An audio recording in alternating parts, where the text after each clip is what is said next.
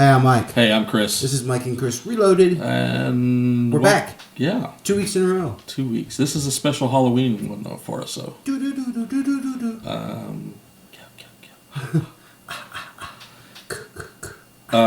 Yeah, we are coming at you with a special top 5 this week. That's right. And this is basically gonna our top 5 is gonna be horror movies or classic horror movies, however you want to define it, that should be remade in this day and age. Yes. With the technology and everything they have nowadays. Now, this doesn't necessarily mean these movies originally are bad horror movies. We just feel that with the way things are going nowadays, as far as the way technology is and everything else, that we figure they could just kind of all my movies are campy. Modernized. I've got a couple that are campy. I'm going to tell you, all my movies are campy. But I figured when talking about horror movies and Halloween, what better way to bring in anything like that than bring in somewhat of an expert on horror. Ooh, experts. So we have with us a special guest. First time person, and he's with us via phone. And he is actually I don't know if you'd call him an aficionado in horror, but I know he does a lot of, I call him the man of, I saw his post the other day, the man of 12 faces. But he does work for a huge horror attraction, and without further ado, I'll let him introduce himself and talk about it. John? Hello, guys. Hey. My brother-in-law, John Apperson. So tell us what you do for a living. Well, I wouldn't necessarily call it a living, but it's a seasonal job. I'm one of the iconic characters at 13th Gate Haunted House. I play Dimples the Clown. And I've seen this. He's actually pretty creepy looking thing. Really? Yeah. In fact, we got pictures we're gonna have to put up on the. Yeah. Make sure you give me them pictures. We'll put them up on our website too. Yeah, just I did the whole like man of a dozen faces. That was kind of like my little homage to Lon Chaney Sr. He was known as the man of 1,000 faces back in the day. So I just post like a few creatures that I did for 13th Gate. I was either a zombie or a mad scientist, or also did like a couple of makeup jobs I did myself, a vampire, stuff like that. Yeah, I like the Nosferatu one. That was really good.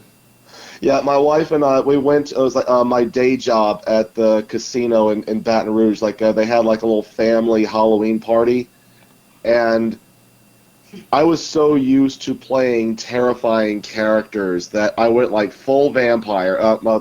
Katie and I both did.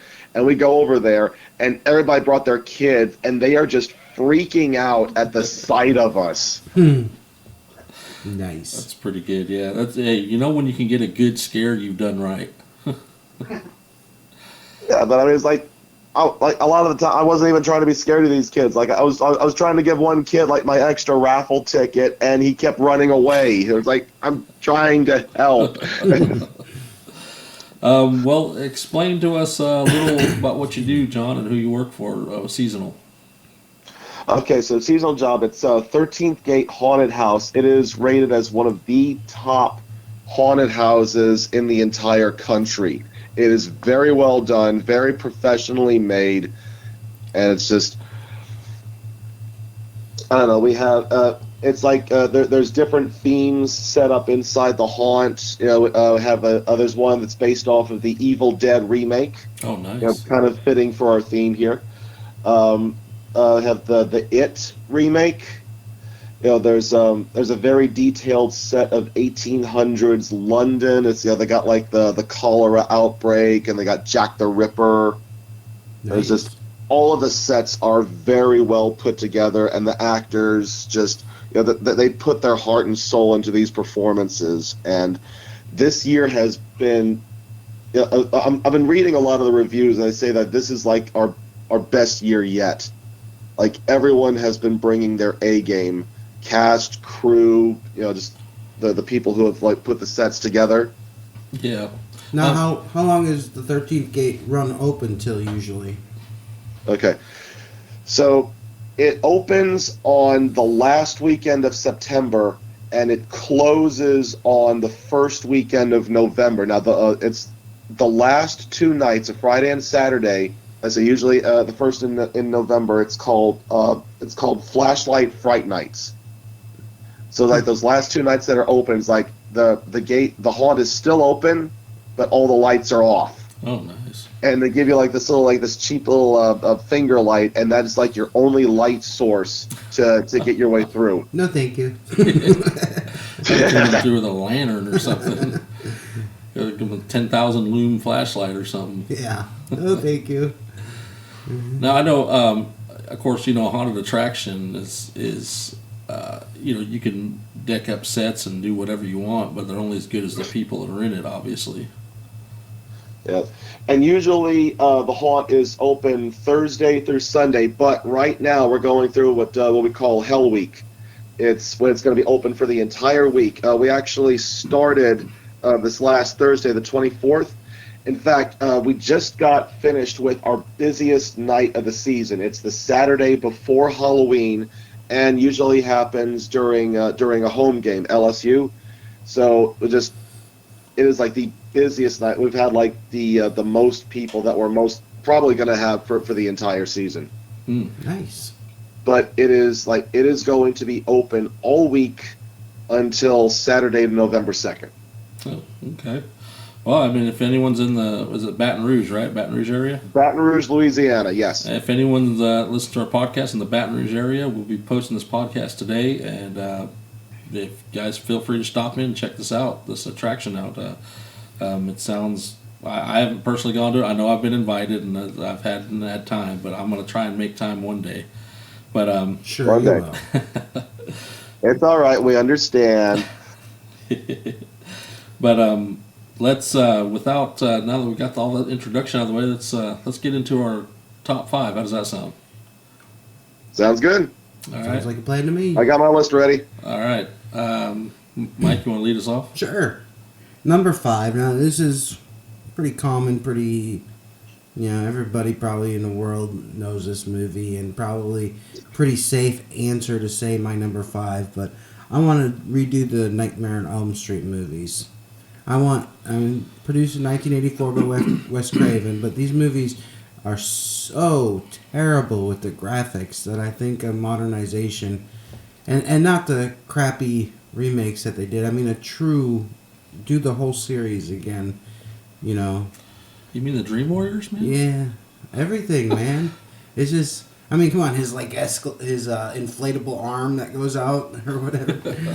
Yeah. I mean, these movies could use a touch of the, decade here. Now that said, like that remake that you mentioned with Jackie Earle Haley, like I miss that demonic voice that they had with Robert Englund in the original. Right, Robert Englund can still play Freddy today. Yeah. This is true. It's makeup and everything. I don't know that he'd be able to, the way I picture it is they do what young Freddy was, lead up to the story, what caused him to be Freddy, So kind of like a prequel to. I want a prequel and then all the original movies. Yeah, Well, it could work. that's my theory. That's my want. Okay. My number 5, it's a little movie that came out in 1976. It's based off a H.G. Wells short story called Food of the Gods. Ooh. Yes. Essentially, what happens is some substance comes up from under the ground, and they see these people who run a farm see these animals eating it, so they figure it's safe, so they start bottling it up and feeding it to their chickens. Well, come to find out, their chickens start growing. They grow the size of a human. Like, they're just giant chickens now. Mm-hmm. Well, in any evolution, things go crazy. Of course, all these things keep eating it. Giant rats come out. Then you got giant wasps, giant slugs. Just all kinds of different things. And the rats are the biggest thing. Obviously, rats are carnivorous. They'll eat anything. So now you got this island full of giant rats that people are trying to get out of the way. And The South Park giant gerbils. yeah. But, the way the movie was done, obviously, it's, a lot of small diagrams with, rats in it. That's how, scale diagrams with rats to make it seem like they're giant and whatever. But again, with the modern day technology nowadays, Yeah, they could redo I mean, that. they could pretty redo good. that easily. I Some mean, CGI, a little bit of. and I think they could even make it even creepier. No. Of course, they Well, did that's make the idea. They gotta up the stakes. they did make a sequel, which wasn't really. Hmm. But the original Food of the Gods, one of the classics, 1976, directed by Burt Gordon. So that was my top five. Nice. My number five. John, your top five? Your number five. Alrighty. Well, I figured I would go ahead and start by throwing some Stephen King out there. Hmm. And again, not one of the most popular ones, but I feel that it was, pretty well liked in its own right. My wife loves it, and I am very interested to see how they would do it with today's technology. Maximum Overdrive. Oh, that was actually on my list, and I crossed it off. I was just like, that was such a good movie. I picked it up for you. Nice movie. It was a good Oh movie. yeah, but you think about it this way. Okay, now that they're talking about making these that the electric cars, you got smart cars, and now you've got like devices like Alexa and Siri and Google Home, Yeah. and you take that into the equation. Like all of technology is now trying to kill us, and technology has grown significantly since this movie came out. That is extremely true. I mean, they got cars now that'll drive themselves. And then they. And like they're putting help that they could put these into trucks now. They do as their self-transporting services and stuff like that, which will be like a perfect setting for this. Yeah. Very, very excellent movie. And good. And of course, this would also mean making a few changes, and I don't know if you'll recall, the movie was directed by Stephen King himself. But I feel like, especially with the It remake, chapters 1 and 2, and I remember how Stephen King said like one of the changes that he loved was the flute lady that was in chapter 1, the one that terrorized Stan. So I feel like he is kind of starting to grow to trust some directors more. Yeah.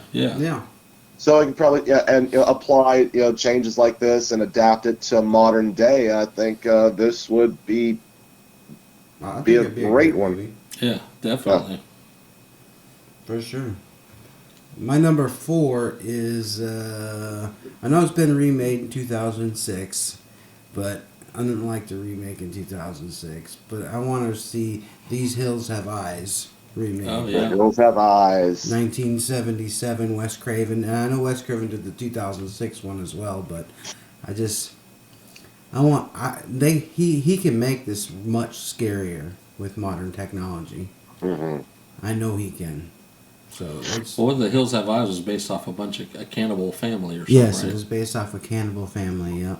Yeah, that's creepy in its own right. Of course, redneck, cannibal, whatever you want to call it. I know they've done a lot of. And you had like a big theme of that, like in the Double Aughts, you had franchises like Wrong Turn. Yeah. They're kind of like were inspired by The Hills Have Eyes. So it'd be nice to go back to the original, see what they could do with it. That's Yeah. a good one. That's a real good one, actually. My number 4 is a movie that came out in 1980, directed by Bruce Clark, and Roger Corman produced it. A little-known movie called Galaxy of Terror. See, I don't think I've ever heard of this one. Oh, great movie, man. I mean, it's campy as all get out. And actually, James Cameron, this is one of his first movies he's worked on. Really? Yep. As far as the special effects and stuff.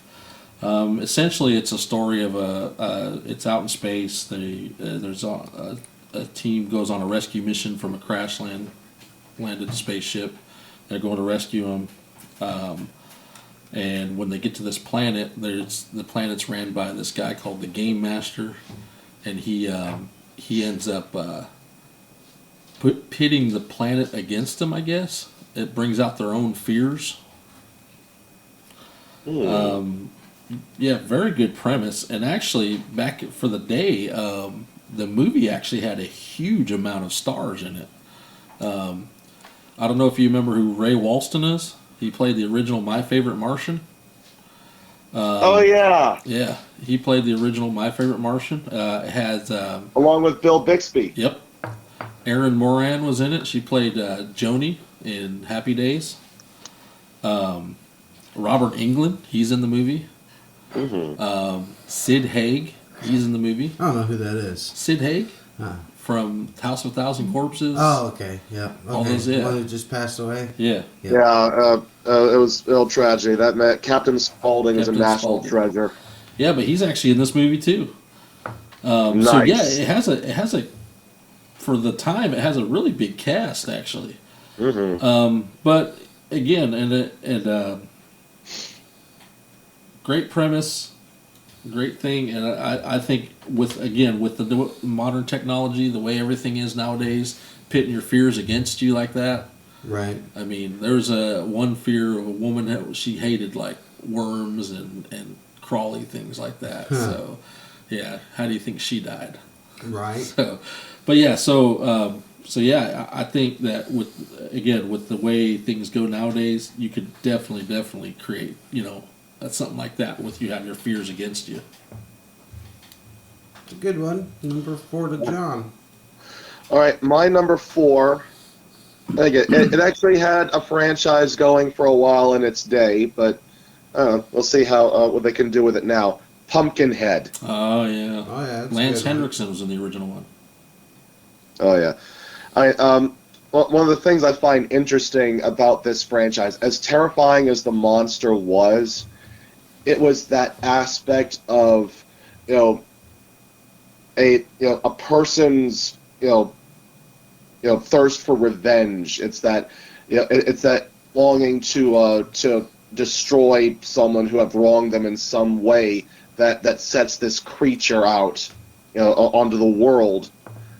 And it's always it's that that human sin aspect. That was kind of something that I loved about Hellraiser, like the first 2 Hellraisers anyway. But Pumpkinhead, and originally my number 4 was going to be Candyman. Good one too. It was like this spirit summon summon of vengeance. But of course that I had to take that off the list because that is actually already going to be remade. And get this, if I heard correctly, Jordan Peele is going to be directing that. Yep, and the Yeah. original guy who plays Candyman is coming back for it too. Tony Todd. Yep. But going back to Pumpkinhead, if a director can handle it the way that it needs to, like, don't make it just about the creature. I mean, yes, the creature is scary, but also it's that very human aspect, that need for revenge, that drives it. It's the whole "be careful what you wish for" sort of thing that made the first one so great. Oh yeah, definitely. I agree. That's a good one. It is my number 3 now. Okay, this is pretty far out there, but it's a 1982 movie directed by Paul Schrader, and it is Cat People. Oh yeah. Yes. Nastasia Kinski. Yeah. Now this is a horror movie per se, but mostly it's a soft porn. To be honest, it is. It's something I watched on Skinamax late at night when I was a kid. One of those erotic thrillers, huh? Yes, Yeah. but it is amazing. I mean, with the new graphics and stuff to really transform the cat people, it would just do so well in modern. Well, and I think that also you can. I mean, the original one, it was like you said, it had a lot of nudity in it, a lot of sex scenes in it. But I think with modernizing it, again, you can do the transformations. You could probably give it that element of even more fear and scariness. Yeah. So, and I think you could probably take away some of the actual. Oh yeah, nudity some of the stuff like that. nudity can go away for sure. So yeah, I agree. That's actually a really good pick. This is in the 80s. I mean, well, that said, I mean, I wouldn't say you don't necessarily have to have sex and nudity to draw a crowd in, but I don't know. But then you got shows like Game of Thrones, where that was, I know, like for most people, that was what initially drew them in. It was like, come for the nudity and stay for the Stay for the dragons. yeah. or at least the political aspect of the first season and everybody backstabbing each other. Yeah, really. My number three was a movie that came out in 1986, directed by Jim Wynorski. It was originally called Killbots. Oh, I remember this. Yes, Anybody know what it was called afterwards? Anyone? Anyone? No. I still remember it as Killbots. All right, It was renamed Chopping Mall. Chopping Mall. Chopping Mall. That's right. Essentially, they're in a mall and they have these robotic security, like robots, whatever they're, this little robots that basically they secure the mall and they walk around with like tasers and I think pepper spray or something or whatever. Well, while they're in their charging station, the mall gets struck by lightning, and it causes the robots to go haywire. Oh, lovely. And then there's a group of people in there that work at one of the shops in the mall. They're having a little after hours party in the shop, and they get stuck in the mall, and these robots are going around killing them. Wow. Nice. So, I do have to point out one thing about this movie, and it's one of those, like, how Scream kind of brought up all the slasher horror movie cliches. yes. Right, the one that's going to survive because that they didn't have sex or whatever. There's this one part where it's like you have all the people that are staying at the mall, and they all break off into their respective couples, and of course all except one couple is having sex, and it's that one couple that's being good, and they're watching a movie together. It's like, yep, that's the girl that's gonna survive. Right. All right, John, you're number three. My number three, and this, I would say this is like it's one of the more underrated ones. I actually, my wife saw this for the first time yesterday. It's a jewel called Evil Speak. It's again, a relatively unknown. Clint Howard was the lead in this. He was like this orphan boy that was growing up in a military academy. I think he was like the only orphan in the school. But of course, he was teased and bullied by the other students and abused by the teachers. They were very strict. Of course, it was a military academy, so like very strict on him. But when as punishment, when he's going down into the cellars to clean up, and he finds these books, and of course there was this history of the academy. Like, it was this chapel that was made for a priest, a Father Esteban, who was played by Richard Mall.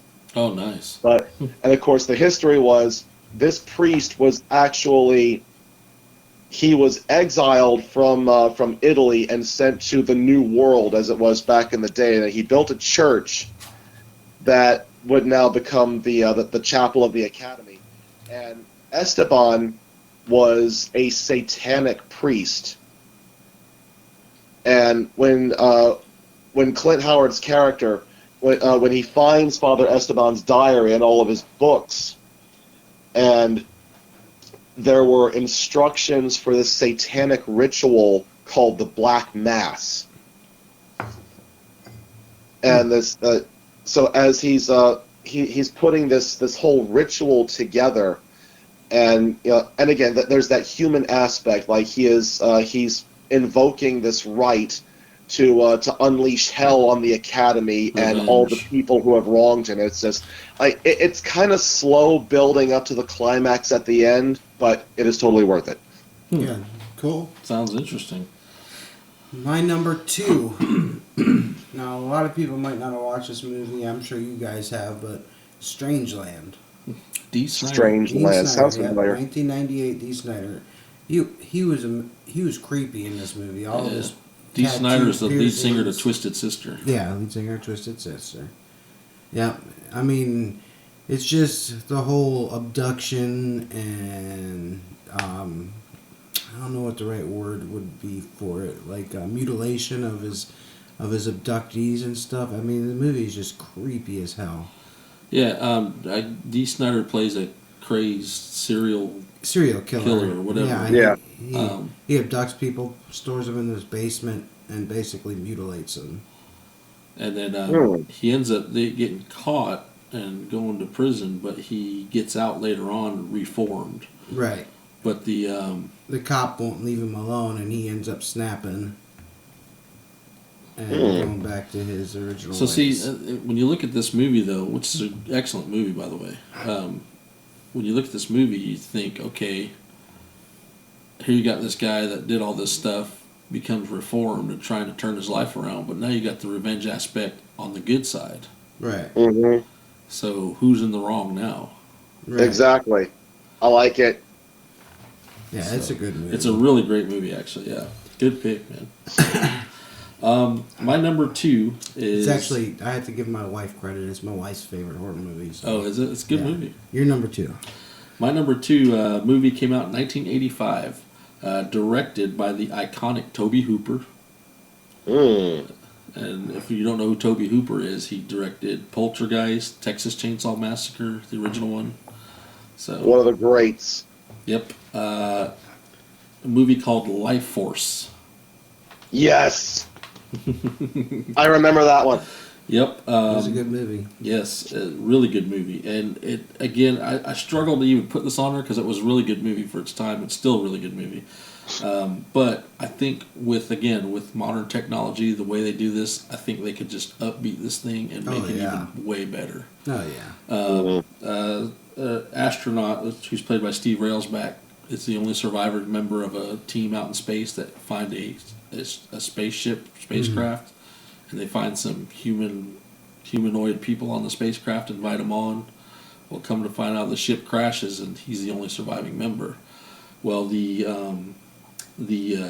people they invited on I guess they're space vampires, I guess you can say, and they drain. It's like they don't. It's like they basically suck like the title says, they suck the life force out of their Yes. victims. Right. And leave just a basically empty husk left. So, and I guess the main astronaut,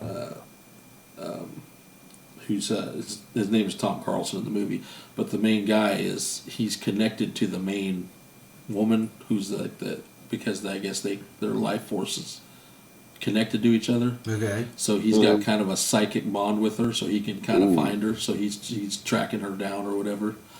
So, but great movie. I think that again, it's a great movie in its own right, and I think that like I said, with today's technology and everything else, they can make it just even better. So, a question: it's been a while since I've seen this. Like the reason for that psychic like did the woman imprint on him or something? I believe so. Like when they were on the ship itself. Yeah, like she wanted him to be her mate or something like Yes. that. Okay. That's what I said. When their life. That's what I said. Their life forces kind of connected to each other. All right. So. Number 2, Right. John. Number two. Y'all might remember this one. Scanners. Oh, Oh, God, yeah. yeah, that was on my list too. But I again, one of those movies that was just so good. I just Mhm. I love Well, I that think movie. okay, in the right director's hands, and this is like one of those situations where I try not to have politics be like one of the main driving forces of a movie. Yeah, that was like my one little gripe about that movie Joker, but I think it would work very well for Scanners because you have this group. It's a small percentage of the population, but they have all this power and they are rising up. And there's like this one guy that basically unites. Of course, he's like the most powerful of them, and he's gathering all these other telepaths together to just take over. And I think if they did that with like our current society, like you have this, there's this divide of the haves and the have-nots, and what would make this even better is it's not just the scanners themselves, but you have they would have this following, like the ones who actually support the scanners and their movements, regardless of how violent their means are. Yeah. Well, in today's society, we always look for a cause. Exactly. But yeah, great. That is a great movie too. And the thing about that is, it's not so much as like it's even. it's not so much as these things were like born this way. It was, well, they were born that way, but it was because of science. But there was this drug that their mothers took. It was like had something to do with. It was almost like a prenatal thing or something or whatever, or while they were pregnant. You said prenatal. Well, it's like while they were pregnant, they took these drugs and it caused the babies to have these side effects as they were born later. And you know, that was actually, like, not so much the telepathy or the scanning or whatever, but that was inspired by true events where there was this prenatal medicine that these mothers were taking that caused their children to have like these severe birth defects when they were born.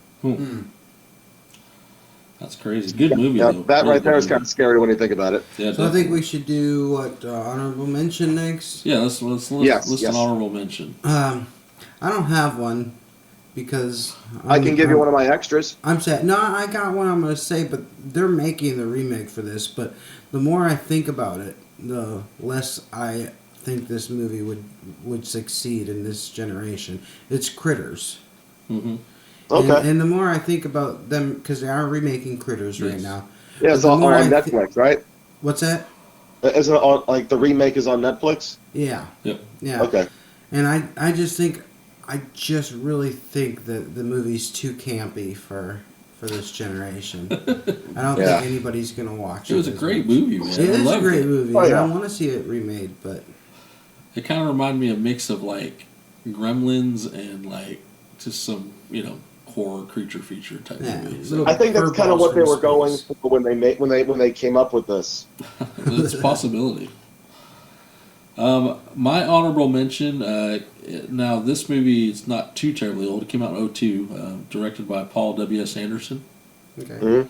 Mm-hmm. Which he's got a good track record. Alien vs. Predator, Event Horizon, did the Three Musketeers. Yeah. Resident Evil. Yeah. I think. Okay. Yes. The original Resident Evil, the very first one, which was pretty decent. Right. After that, they just kind of went downhill. But I didn't really. I mean, the storyline was decent. It was kind of original. But I think if they just remade Resident Evil, did it at the Raccoon City, and just started out like more like truer to the video game. Exactly. Like what's his name, Leon on the police force or whatever. Right. Right. My daughter would watch. Yeah. Start off just Leon's a rookie cop on the police force, and then this happens. You can introduce Alice if you want to as someone. No. But I think focus it more around like Leon. I love Mila Jovovich. I mean, she's a great actress, and she brought a lot to it. But I don't know. Alice just kind of came across as a Mary Sue, like she was a character made for the movie franchise. And yeah, definitely. It kind of took away from some of the things that you liked about the video games. And in the movies, they introduced other characters in the movies. Well, later it's on. got Leon and Claire. Jill Valentine. Yeah, Claire Redfield and Leon. But see, even in the movies later on, they introduced those characters later, and they were just like side characters. And I think if you want to do a true like Resident Evil movie, you need introduce to focus on them. And I think do it starting from the very first game. The way you got a rookie cop, like I said, just don't what the heck's going on. Zombie apocalypse, Raccoon City. Right. I think again with this day and age, done right, it should be done. It'll be done good. Yeah. And I know video game movies have a very poor track record, but Yes. But if you stick with the storyline, man, you can't go wrong. I agree. Right. And funny you mentioned that. Like, I was so close to putting House of the Dead on my list because it deserved a good movie adaptation, but we got what we got. So, and again, I wanted to stick with great horror movie like the great classics back in the day. Whereas I'm sure there's some people out there that did like the House of the Dead movie, and that's okay. That's one of my favorite ones. Really? Yeah. Okay. Lovely movie. I would almost put the movie House on there. That was almost on my list too. But honorable mention to you, John. Okay. Nightbreed. Oh, good one. I don't know that one. You That's a really ever good seen one. Nightbreed? No, Clive Barker. Clive Barker. Right. Craig Sheffer. I think that's oh my God, it's a little early in the morning if I recall correctly, but I think That was going to go on my top 5 list, but it's one of those movies that needs to be handled very carefully. And I got to say, if Guillermo del Toro Ooh, helmed yeah. the remake of this, I think like he could really do the whole concept justice. Because, and again, going back to the human aspect that I mentioned with Pumpkinhead, one of the things that made Nightbreed so great was it was one of those stories where the monsters are depicted as the sympathetic characters and it's humans that are the main threat. Yeah. But Sweet. the monsters are still very scary, honestly. Like the whole meat for the beast scene that was, had traumatized me when I first saw it. But they just wanted to be left alone. Yeah, exactly. Well, it's they want to be safe. That they want to continue living, and I don't remember if they chose, exile to Midian, but it was the best option for them because they they wanted to be safe. That they wanted to not be persecuted. Yeah. My number one, then I guess, would Uh, be. oh wait, hang on. I promised my wife that I was going to include one of her for an honorable mention Okay, also. Yeah, yeah. go ahead. April Fool's Day. April Fool's Day. I've seen that one. That's a good one. Didn't they remake that? No. What am I thinking? Oh, I- No, they didn't. they remade Valentine's. My Bloody Valentine. Yeah. That's what I'm thinking of. All right. That was back in those '80s horror slasher genre. Mhm. April Fool's Day, Yep. which it's got a really twisted ending, so it's a really good movie. Yeah. So my number one be 1980 Stanley. Was that Kubrick? Yep. Stanley Kubrick. Kubrick. Yeah. The Shining. I want to The see that. Shining. Now I want to see a triple A, The Shining. You know what I mean? I want Ooh, to see. that one's hard to beat, man. That was a good movie. It was a good Yeah, no, movie, but I think with the technology, even even use the same director. and Well, they are producer, making a so- sequel to it.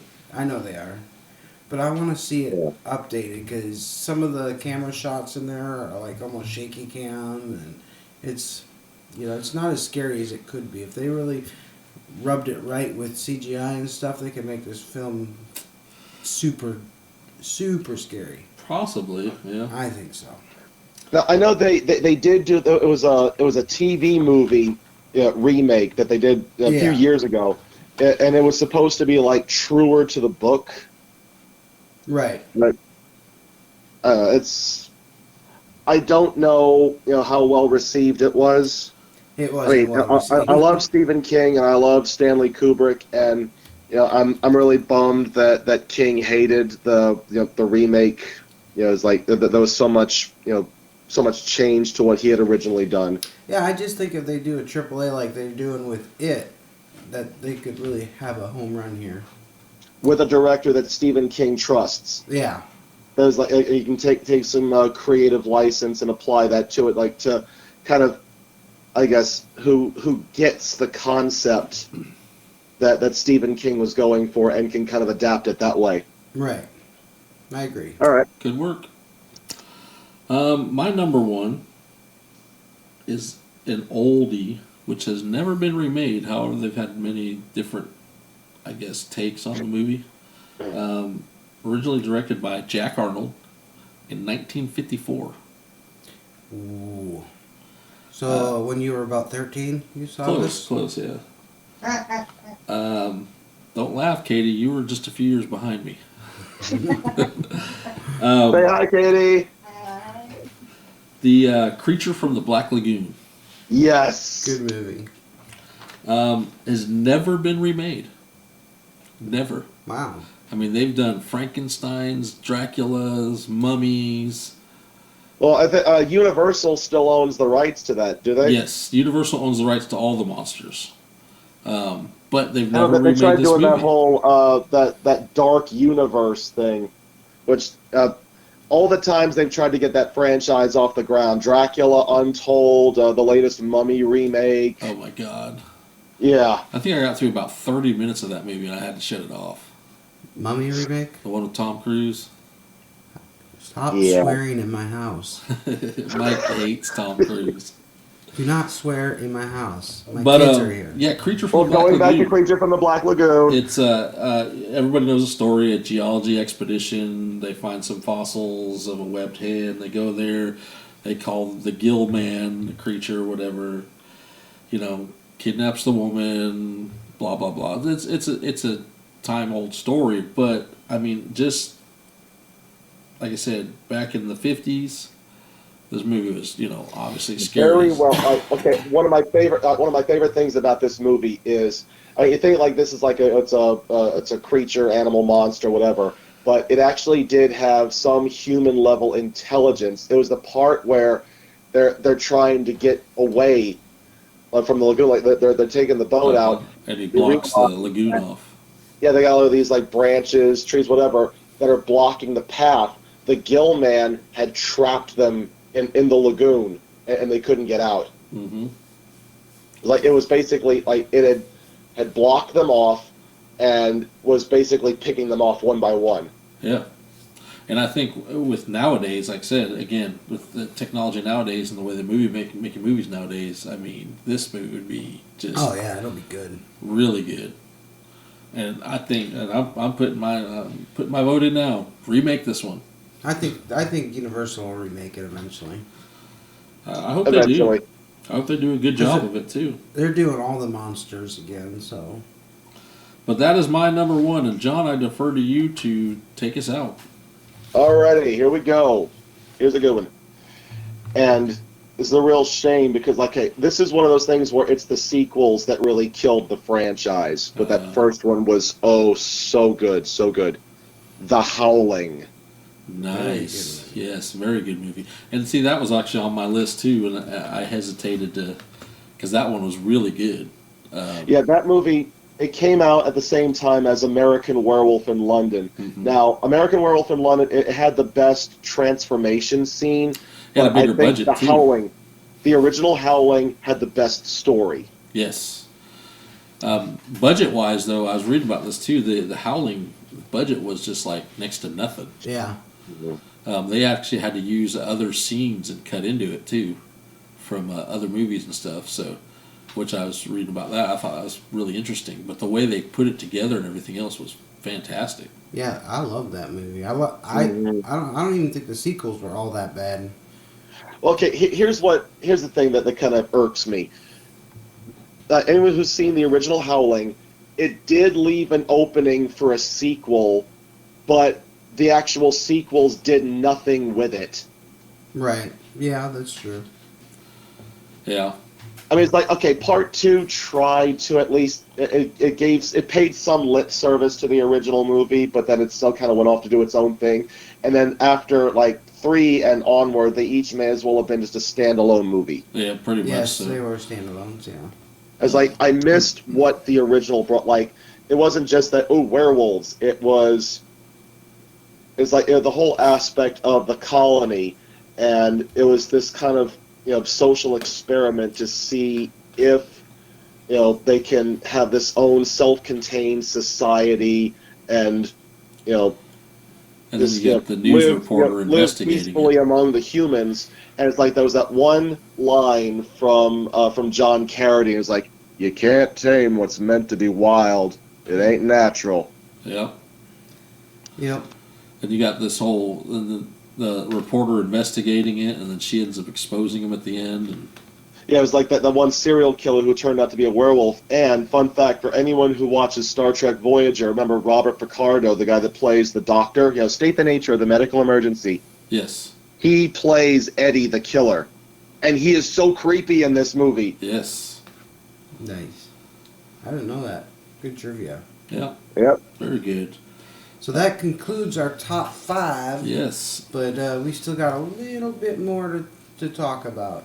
Just a little Yeah. smidgen. I'm sorry. You go ahead. Go ahead. Okay. Well, so I wanted to give a shout out to a friend of mine. He I was struggling to kind of put this list together. I was trying to make sure that there weren't some movies that I forgot.